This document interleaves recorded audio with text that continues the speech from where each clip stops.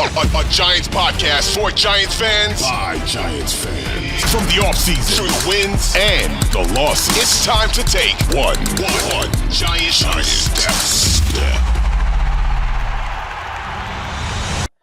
Welcome in to One Giant Step. I'm Shaun Morash. He's Bryce Gelman, my co-host and producer on this wonderful podcast ride we plan on navigating the 2025 New York Giants season with. And I can't believe we've navigated all of training camp with. I am back from my final pre-football vacation, of which I had to wait basically 3 days to watch that Giant Patriot game. It was an enjoyable watch until obviously the very sad ending for TJ Moore at the end of that game. But nonetheless, we are locked and loaded for football season. Bryce Gelman with me. It is cutdown day. We are taping this at exactly, just to kind of put you in the mind frame of where we're at, depending on when you're listening to this, at exactly 8 o'clock p.m. on Tuesday night, August 26, 2025. I say that to say the waiver wire is going to open up. Things could change, and there could be parts of this podcast that unfortunately become outdated as we talk about the final cutdown and where the Giants roster is. Bryce, this is the beauty of technology, the beauty of these podcasts that you could find anywhere podcasts are available, free on the Audacy app, and of course on WFAN's YouTube page. I just did an entire afternoon drive show on WFAN on NFL Cutdown Day. The Evan and Tiki show, Tiki on vacation, Tommy Lugar was off. It was just me and Evan with a cast of a couple others, Scones and Rosie on the show. A lot on the Mets, a lot on Jonah Tong, and basically very little outside of the Tommy Devito news did we spend on Giant Cutdown Day, which is great because now I get to save all my opinions and the nuts and bolts of that fresh right here on One Giant Step. So here's how this podcast is going to go. Bryce and I are going to give overarching thoughts on the Giants roster, surprises, not so surprises, things they could do, tinker with, and then, of course, revisit what we started training camp with, which was like our top 3 or top 5, whatever the heck it was, things we wanted to see by the end of the training camp, and did any of them come true? So, Bryce, I think, a minute and a half in, people are done hearing my voice. I'll start with you, and then we can kind of have a general discussion. I'll give my thoughts. Big takeaways for you on the Giants' 53-man roster. The initial 53-man roster, which is important. Greg Dulcich is cut. I think that's the one that everyone, not one of the two main things a lot of people were focusing on. The other is Smith Morset getting cut and Gunnar Olszewski making the active roster, and the fact he's going to be the de facto kick and punt return. And there are obviously a few other things, but I think for me the tight end story. This is all besides Tommy DeVito. Like, I'm going to get to that at the end of my spiel right now, but I wasn't surprised at Dulcich getting cut. I think there are a lot of people out there who were very frustrated that it was Dulcich and not Chris Manhertz.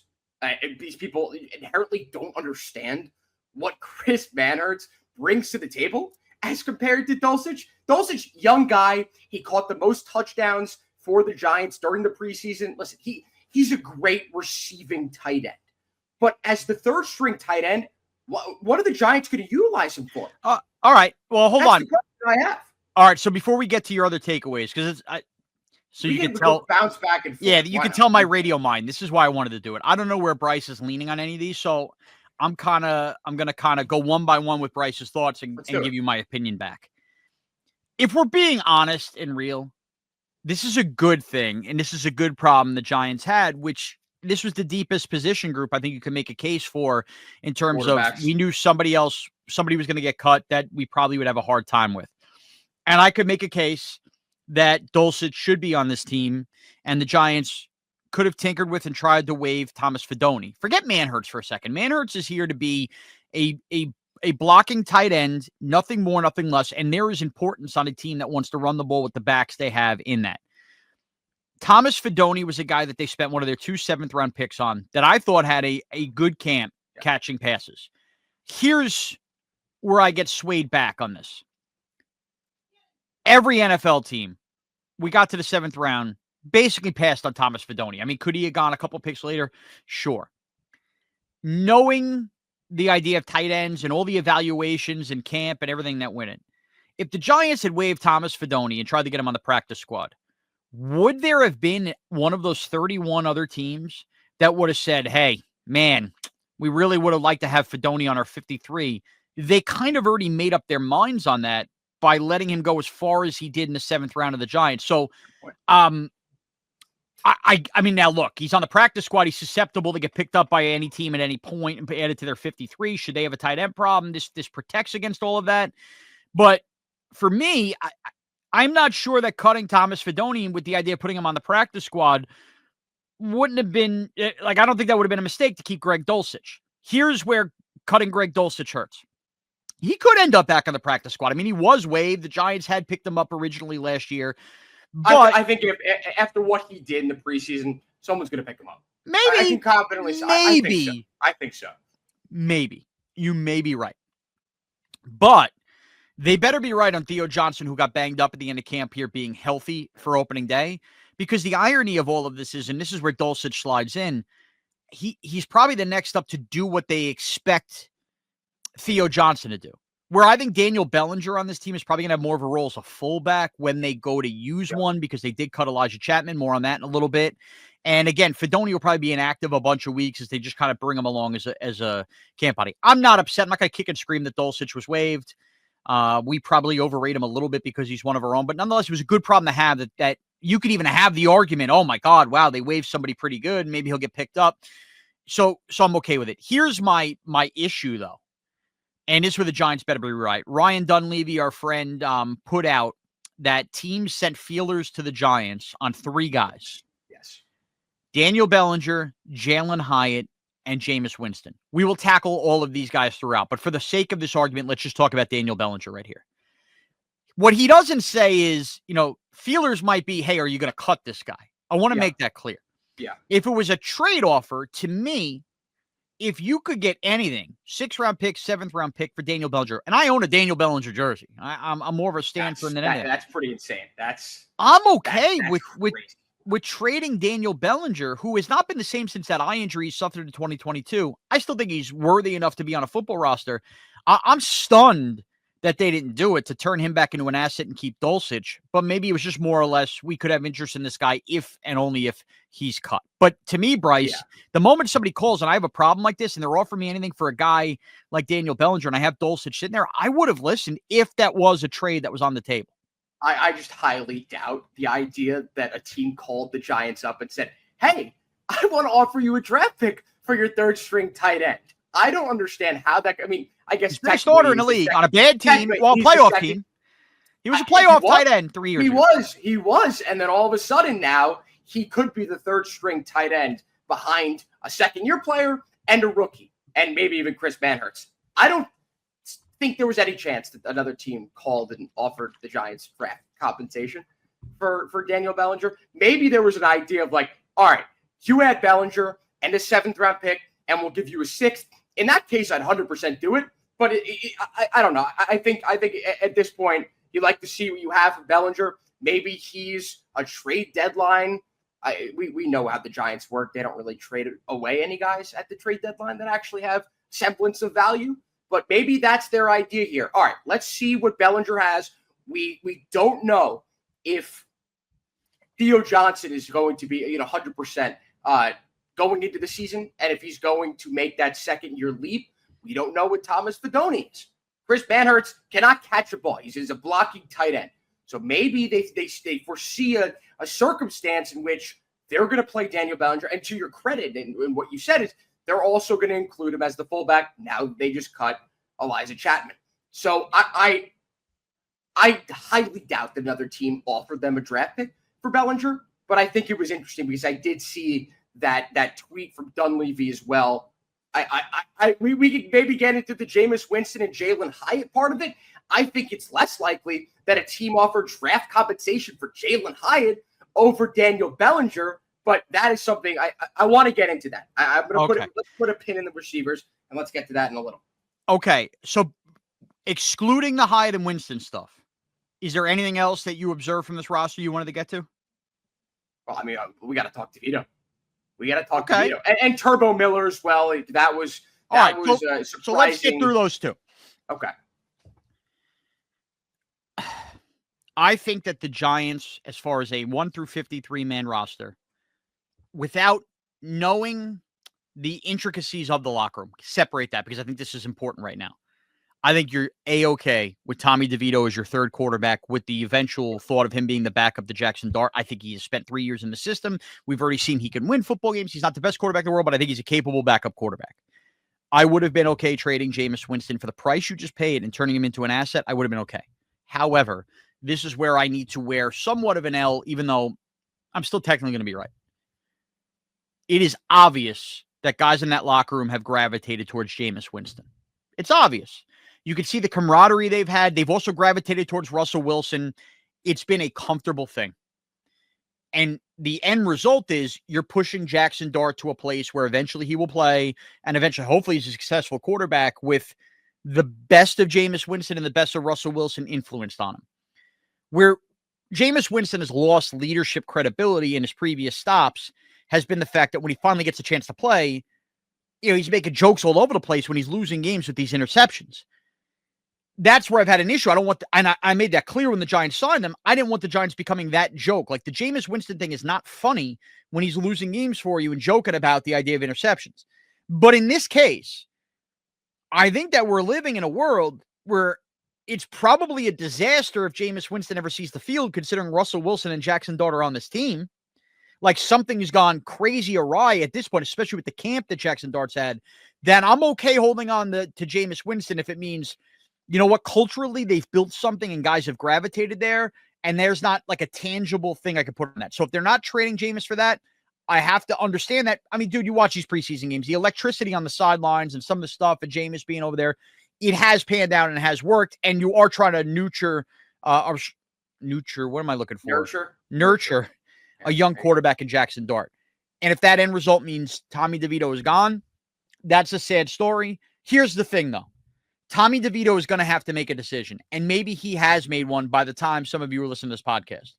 If a team offers him a job on the 53-man, obviously Tommy DeVito should go run and take that and try to become a capable backup quarterback. And maybe Tommy DeVito thinks he can start someday, and he knows that with Jackson Dart here, that avenue is now blocked, so he's better off going somewhere.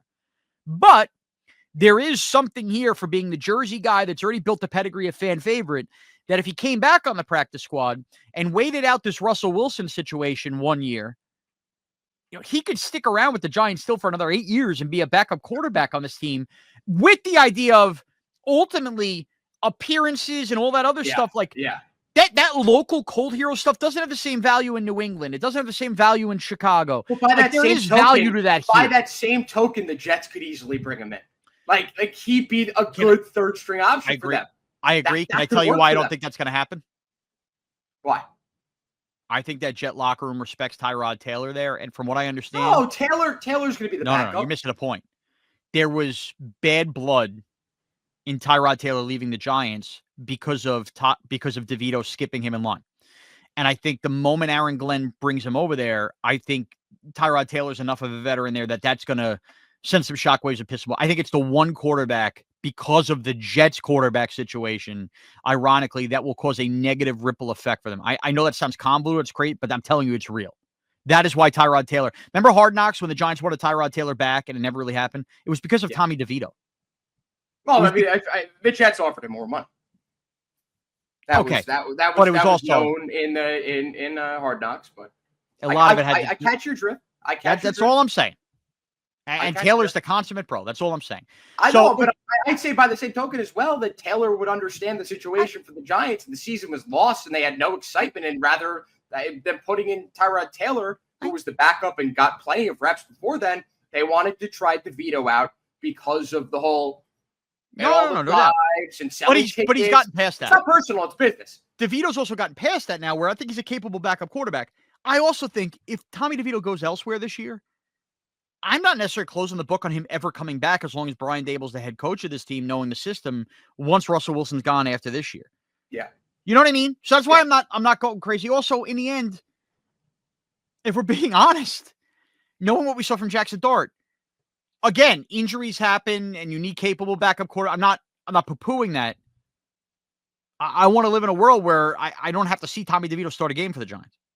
Let me just say this. I wanted to hammer this point home, because it's kind of been a recurring take from me. And it's the idea, and I saw a few sentimental tweets out there, oh, goodbye, Tommy DeVito, will always remember. Like, Come on. What, we're really talking Tommy DeVito up? You're really upset that Tommy DeVito's leaving? No, Bryce, you're wrong on this. No, but it's not a personal thing. I love Tommy DeVito, the guy. All right? I love him. I understand him playing his ass off, winning 3 straight games. And being local, man. Everybody could see him living out a dream that they all wished. I completely understand that. And I'm not trying to take away from that. That was great. That was terrific. But everyone got all on their high horses about that for that 3-game span in which the Giants won 3 games in a row. And if Jackson Dart pans out, fine. So be it. But the Giants lost out on Jaden Daniels, who already might be a top 5 quarterback in the league, Shaun. So everyone wants to sit here and parade Tommy DeVito around and champion his time with the Giants. But I'm here not to try to rain on his parade, but just to say, take a step back and remember where we were 2 years ago. Remember the discourse between both of us and millions of Giants fans out there saying, why did this guy come in? And again, it's not a personal thing. He clearly wanted the opportunity to prove himself in his hometown. I always thought it was overhyped. I thought it was artificial. It was forced. I hated it in the moment. We both had to get excited about it because there was nothing else to cling on to. They beat the Packers. That was an amazing game. Did I have any real hope that they'd make the playoffs after that? No. But it was part of the talking points on this podcast for every other Giants fan out there. It was something to cling to. Great, it happened. But I'm not going to sit here and champion Tommy DeVito's time with the Giants. Good riddance that he's gone. Let's move on. If he comes back, great. He's a good quarterback. He proved himself. I hated on him for a very long time before that because of how bad he was at Syracuse my freshman year. I will never forget that. By the way, your boy Kyle McCord, we're going to acknowledge that. 6 rounds. Listen, I'm happy. I'm very happy that you wanted the Giants to draft the Eagles released him. I'm saying I'm very glad that the Eagles released him. He's going to go to another team. Yeah, he's the going to prove himself as a starting quarterback in the NFL. All right. So we covered Jameis with that. We covered DeVito. The other one was Turbo Miller. So I'll be real with you. Of all the Giant cuts, this is the one that annoyed me the most. But then I also came to my senses. First of all, I've been arguing with our buddy Bobby Skinner all day because I'd put out the thing like it's crazy that the Giants are cutting guys that would definitely be on the roster in past years. And I think Turbo Miller is one of those guys that would have been like 2 years ago, made the team, as among others. Doesn't mean the Giants are a perfect roster by any means, but they're definitely deeper than they've been. Here's the deal with Turbo Miller and why it came to my senses. His speed plays. I think Turbo Miller in week 1 could have a role in the offense in the screen game. I do. Now, he needs to get better at the overall, like seeing a lane, running back stuff. And when he's on the field, you probably know what's coming with the screen game. So that part needs to get better. And honestly, a lot of the screens in the end, you're probably going to want to throw to Cam Scatterbo, who you invested a pick in, but you can't teach that speed. So I have a hard time throwing that speed away. In the end, though, where I'm coming to my senses, the running back position, and this goes hand in hand with why I don't take running backs in the first round. It is so deep with guys like Turbo Miller, albeit not as fast, around the NFL. Everybody's got, for lack of a better term, a guy like a Turbo Miller, who you can't believe you're cut. Like running backs are getting cut like this. Ward, this guy the Giants had picked up, he had shown some stuff in the screen game as well. I really don't think Turbo Miller is getting claimed. By the time you're listening to this, I could be proven wrong. I think he's going to effectively be a Giant with a few practice squad call-ups throughout the year. So it's the most expendable position in the sport. Yeah, that's why I'm not going nuts. And we have 2 young guys in Tracy and Scatterbo that deserve snaps ahead of him anyway. But it's still the one I struggle with the most because of the speed he had. So are we in agreement there on Turbo Miller's cut? Yeah, and I do believe that Devin Singletary needs to be on the team. Bring it in. Hold on. Considering the fact that he's the veteron in the running back group. Can't open this. What Bryce, is this? In real time. Oh, is that? I see that. Is that the Seinfeld bobblehead? Or it's not even a bobblehead. I don't know what the hell I have in my possession the George Costanza sleeping under his desk bobblehead in its box. While I was on vacation, fans were lined around. Look at his head shaking. Fans were lined around Yankee Stadium like you would not believe. This was the biggest giveaway, arguably in the new Yankee Stadium history.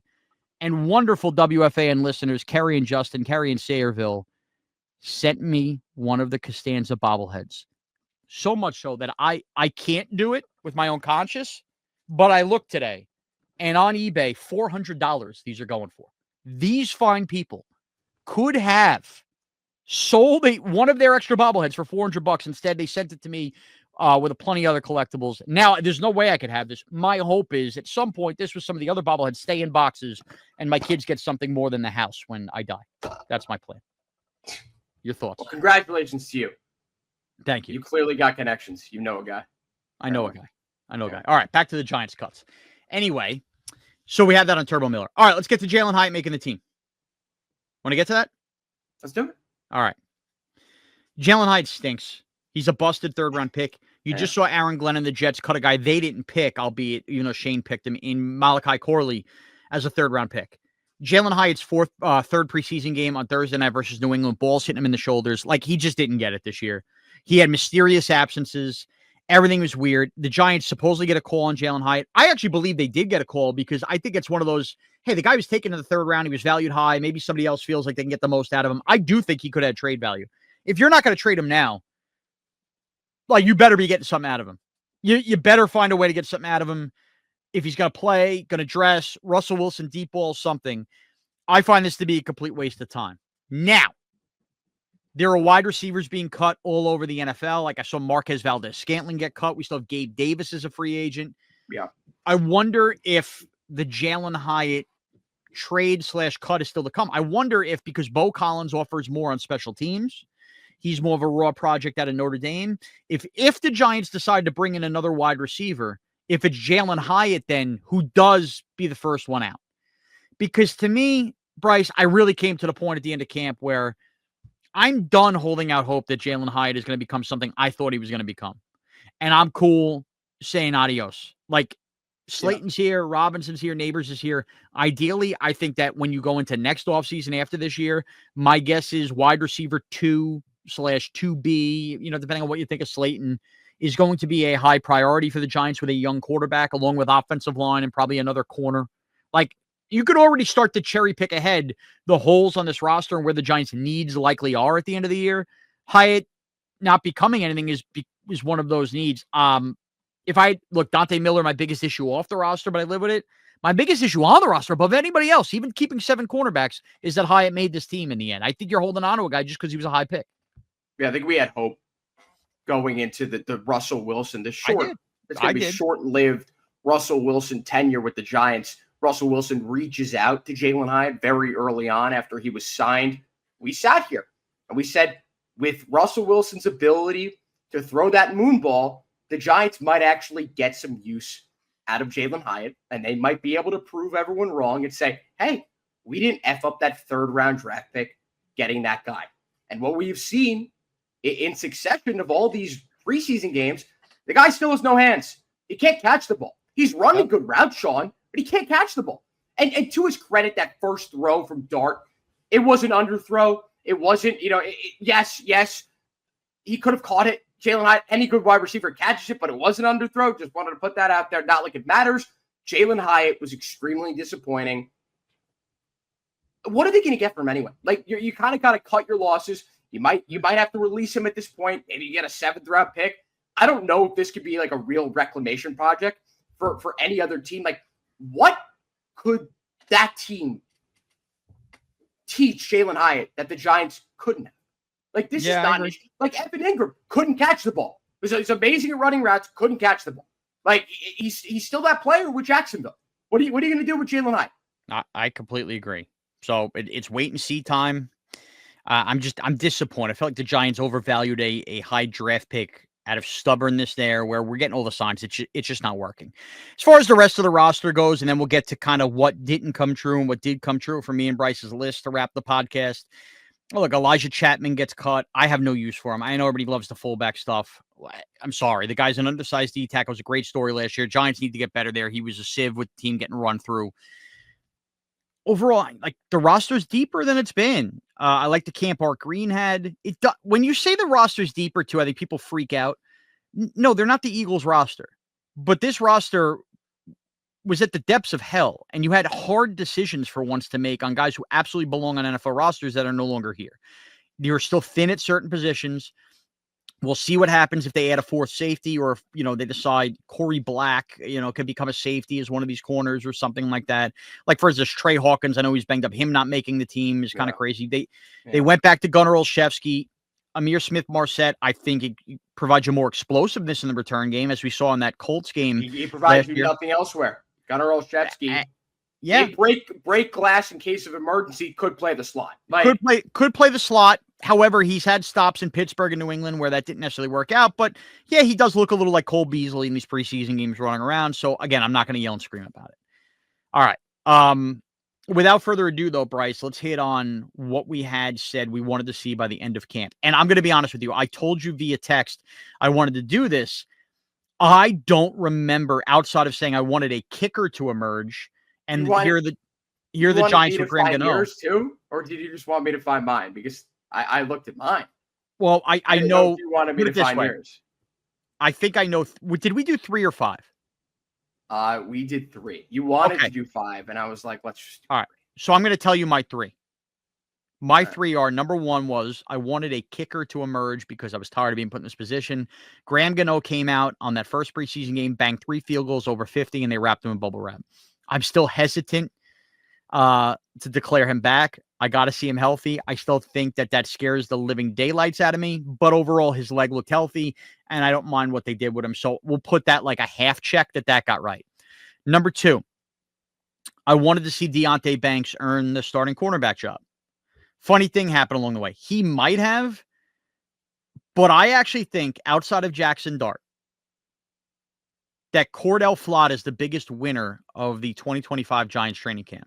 Now, many will point to the negatives of Banks, and you will too. And that is fine. That's not the argument I'm having at all. The truth is, though, as I started to say things and as we started to watch these preseason games, Cordell Flott looks like he has emerged as a legitimate starting cornerback in the NFL. And he's just turned 24 years old this week. He was drafted 21 years old, right? Or was it 4 years ago, 20 years old? So this is his 4th year. And when you take a guy that young 4 years ago, he was taken with a 3rd-round pick. You want 3rd-round picks to develop into starters. Yeah. That's what's happened. So, yes, has it come at the expense, potentially, because they haven't named a starter, has it come at the expense of a 1st-round pick that would be then wasted as not a starter? Yes, and that's a bad thing. But it's a good thing that if the 1st-round pick busts out, the guy who ends up taking his job is a guy who isn't taking it by default because the 1st rounder stinks. He's taking it because he's also emerged as a 3rd-round pick you've developed. And Cordell Flott has just made plays the entire camp, the entire preseason. So, yes, I'm wrong. I wanted Banks to emerge starter. He may start. But I feel a lot more comfortable with the Giants' cornerback room. Either Banks is either going to be the 3rd outside guy as a depth guy, or Cordell Flott is going to be, in which case I'm fine with that too. So it's so weird because you're weighing this like, oh man, if Banks isn't starting, like that sucks as a 1st-round pick, versus this, oh yeah, but you may have salvaged something out of a 3rd-round pick, and we've seen enough 3rd-round picks in this team bust. You know what I mean? It's a really odd juxtaposition I don't think anybody's focused on. So that was point number 2. And then my 3rd one, I believe, was Jalin Hyatt oriented, and that I wanted Jalin Hyatt to kind of, earn his mark, and I don't think he has at all. So I was off base on that. If any of our listeners out there want to correct me, I am pretty strong in conviction that those were my 3. If I missed one, by all means, let us know at Shaun Morash, at Bryce Gelman. So we need George. We had one in common. I feel like we had one in common, and I looked at my 3, and none of the 3 that you just said matched any one of mine. Okay, but so I'll give you the top 3. Maybe it jogs your memory. No, remember what we had in common. What we had in common was our entire top 5 on players we expect to be the top 10 players. Yes. Yeah, but I feel like this was this too. I don't know. All right, so give us your 3. Maybe you'll jog my memory. Number 3, this has been the hill that I've been dying on the last few months, Shaun, and that's Evan Neal winning the starting right guard position over Greg Van Roten. What we have seen from Evan Neal, it's making me look like a freaking idiot, Shaun. Yeah, man. I really had high hopes for him. I watched some film. I went back and watched some film from him in Alabama playing guard. I'm like, this could work. This could work. And he's just slow. He gets beat. He's and here's the other thing. He just he gets out of position so quickly. Like when he lines up, And the first move he makes is he falls back on his feet and gets pushed over half the time. He's manhandled by second and third string defensive linemen. It's highly concerning. Makes me think that he will never be a starter in the NFL. I don't feel like that's crazy to say, but I'm very disappointed from what I've seen from Evan Neal. I texted you this the other day. I think actually today. I've watched intently Evan Neal throughout the entire preseason. He has not shown me anything. There has not been one play that I pointed to where, look at this guy. And it's not like one play here and there. Everyone's going to show flashes, but I'm talking about 2 straight reps where you're like, okay, he looks good. Not just one play here and there. No. Consistency is what we're looking for. Dude, you're right. So that's an X mark. You got it wrong, and that's fine. Now, what's different for me about Evan Neal and Jalin Hyatt, where I said I had a disappointment with Hyatt making the team, in essence, like cut your losses. I'm not there with Evan Neal because of this. I don't expect Evan Neal to emerge as anything, but the Giants waited forever to move Evan Neal to guard. This was the first summer he worked at guard. Now, he's probably going to be gone at the end of the year anyway, but you have an entire season to develop, and injuries happen and all this other stuff. While I don't think it's going to happen, so understand these words that are coming out if you're listening to this or viewing it. I'm okay with Evan Neal still making this team and them not cutting their losses because, well, he still has throughout the season to develop at guard, and they may need him there, and then who knows? Like, you never know, right? Yeah. I know that Jalin Hyatt is not developing on this team. Jalin Hyatt wasn't trying a new position here in the NFL this summer like Evan Neal was. So I'm willing to see that out, especially because the Giants kind of punished him for it. You know what I mean? Like, for whatever reason. They didn't try this earlier, and they should have. So that's why I'm less pissed that he's on the team. Okay, now we've checked the Evan Neal box. What else did you have? Number 2, I don't know about this one. Like, I might have been right on this. We need to see the final depth chart before the season starts, but my number 2 was Jackson Dart playing good enough to become the second option and the backup quarterback. Yeah, I think you nailed it. Dude, I think you nailed it. I like, maybe even after the first preseason game, maybe even after the second one, I was like, all right, Jameis will still probably be the backup. He'll come right in. The discourse has completely flipped around, Shaun, to now where people think that Jackson Dart might be competent enough to come off the bench, break glass in case of emergency, in a regular season game. Russell Wilson goes down. Why shouldn't it be Dart? Why shouldn't Dart come in and play?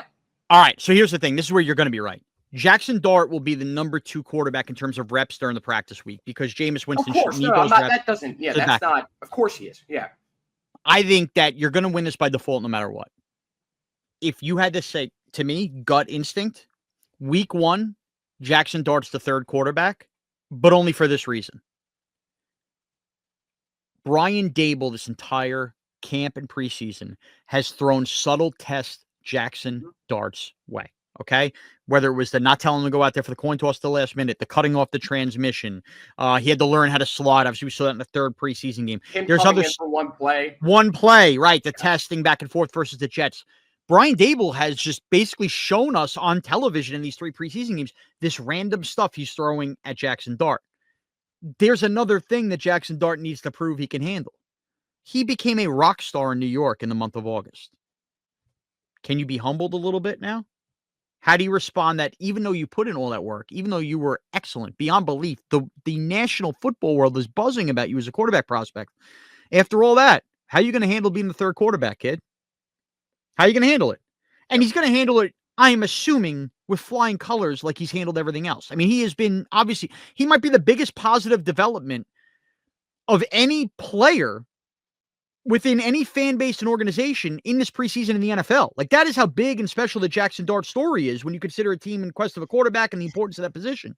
Yeah. Why would Brian Dable stop testing him now if he plans on starting Russell Wilson anyway? So that's where I lean that Jameis Winston will be the backup on opening day. Does that continue to week 2? Maybe. Maybe it's testing him within the hallway and how he handles that week and, people answer him questions and all of that stuff that comes with it. I believe I'm giving you the win on this because we all know Jackson Dart's really the number 2. And if he's not the number 2 on opening day, I'm telling you it's for that reason. Yeah, sure. I'm going to take the win on this because of this as well. Because the people are already having conversations of should Jackson Dart start week 1. Like that is already a conversation being had. I kind of teased that potentially for us to have that conversation. I don't know if you're still down for that. I'd like to do that at some point. We do it next week. Almost 2 weeks until the regular season. Not much else to talk about with no other preseason games. Maybe there's some topics that emerge, but that was my number 2, and I'm going to take the win for that. And number 3, this was my number 1. I don't know if I put this necessarily in order, but it was Abdul Carter showing to be all the bit of the number 3 pick in the draft, and the de facto, according to everyone else, the best player in the draft. And what we saw is a few third down plays. He didn't really, what did he get, under 20 reps throughout the preseason. Yeah. We didn't see a lot from him. He did play in that third game. I watched most of his reps, if not all of them, because there weren't many.